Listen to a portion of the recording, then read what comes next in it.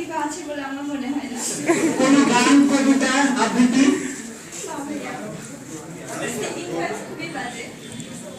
তো এইটা তো আসলে আমরা কেউ মেনে নিতে পারছি না, কেউ মেনে নিতে পারছি না। আমরা সবাই জানি সবার মধ্যেই একটা সুপ্ত প্রতিভা থাকে, হয়তো সে জানে, হয়তো সে নিজেও গেস করতে পারে না যে আসলে আমার মধ্যে এই প্রতিভাটা আছে। তো আমি স্বেচ্ছায় তার কাছ থেকে গান কবিতা অথবা আবৃত্তি অথবা কোনো জোক শুনতে যাচ্ছি।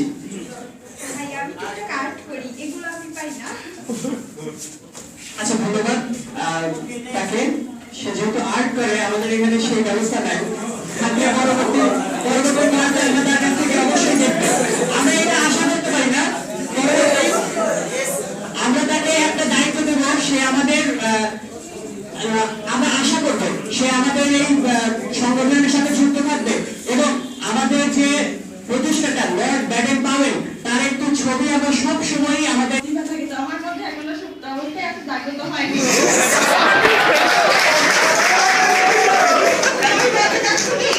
এখানে এসে আপনাদের সঙ্গে বসে তার চেয়ে জাগ্রত, যেহেতু সে জানছে যে তার সুপ্ত প্রতিভাটা জাগ্রত হোক, এখন থেকে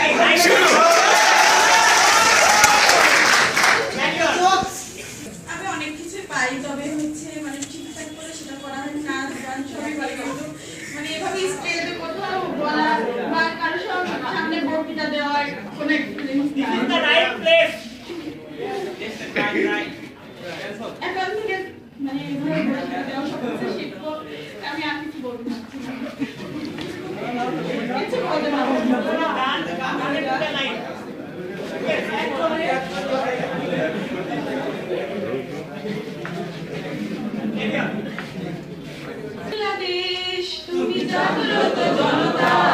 সারা বিশ্বের বিষয় তুমি আমার অহংকার, একটি বাংলাদেশ। আমি একটু জায়গা পরিবর্তন করার জন্য বিনীতভাবে অনুরোধ করছি। আমাদের তিন আপুকে উপস্থিত করেছি এবং আচ্ছা, আমরা এখন মোতাবেক কার কাছে কি প্রতিভা আছে তার মধ্যে থেকে শুনি। ভালো গান গায়। আমার কোনো প্রতিভা নেই, প্রতিভা সৃষ্টি করার জন্য বের করতেছি। দেখি প্রতিভা যদি পাই তাহলে তো আপনারা দেখতে পারবেনই। দেখতে পারবেন। আর একটা বিষয় কি নেই, প্রতিভা নেই, চেষ্টা করবো প্রতিভা বের করার জন্য। সবাই না গান আমরা কিন্তু সবাই গান শুনি, গান বলি না, না গান শুনি, অনেক গানই শুনি, কিন্তু কোনো গানই মুখস্থ হয় না এখন। অনেকে শুনছি কিন্তু মনে নেই। সে কিন্তু আমার কাছে মনে হয়েছে একটা জিনিস, সে বলছে যে আমার কোনো প্রতিভা নেই, তারপরেও আমি আমার কাছে মনে হয় যে তার এই প্রতিভাটা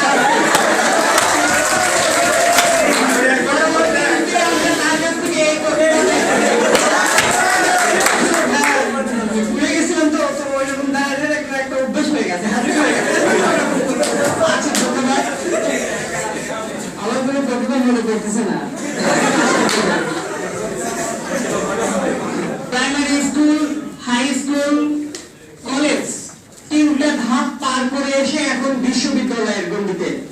আমার কাছে মনে হয় না যে এই তিনটা স্টেপ পার করে আসলো কোনো স্টেপে তোমার কোনো এক্সপেরিয়েন্স নাই এবং গান আবৃত্তি বা কোনো কিছু এটা আসলে মেনে নেওয়া যায় না। কিন্তু কারণ আমরা প্রত্যেকের কাছ থেকেই একই ধরনের অ্যান্সার পাচ্ছি যে আমার মধ্যে কোনো কিছু নাই, আমার মধ্যে কোনো কিছু নাই।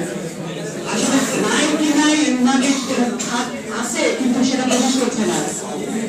আমি কিছু করার জন্য অনুরোধ করছি। আমি একদম বলছি